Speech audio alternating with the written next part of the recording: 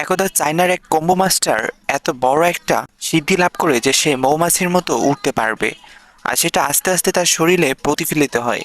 আর সে প্রতি রাতেই সেটা চর্চা করে সে কিভাবে মৌমাছির মতো উঠতে পারে। তবে সেটা তার বউ প্রথমবারের মতো দেখে ভীষণ ভয় পায়। তারপর সে ভাবে যে এটা আমার স্বামী নয়, এটা হয়তো বা অন্য কেউ। সেজন্য সে আক্রমণ করে তাকে মারার অনেক চেষ্টা করে, বাট সে পারে না।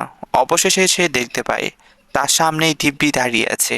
সে যখন লাঠি নিবে মারার জন্য, ঠিক তখনই দু পাখনা বেরিয়ে আসে আর তাকে অ্যাটাক করে। সে অবশেষে কীটনাশক নিয়ে আসে আর ভাবে এই কীটনাশক দিয়ে ওই মৌমাছিটাকে মেরে ফেলবে। কিন্তু সত্যি বলতে সে তো আর মৌমাছি নয়, সে তো দিব্যি মানুষ। সে কি আর এগুলো দিয়ে মরবে? সে আরো মনের আনন্দে এই কীটনাশক দিয়ে সারা শরীর ভরে ফেলে। তারপর তার সাথে কি হয়েছে সেইটা দেখার আগে চ্যানেলটাকে এখন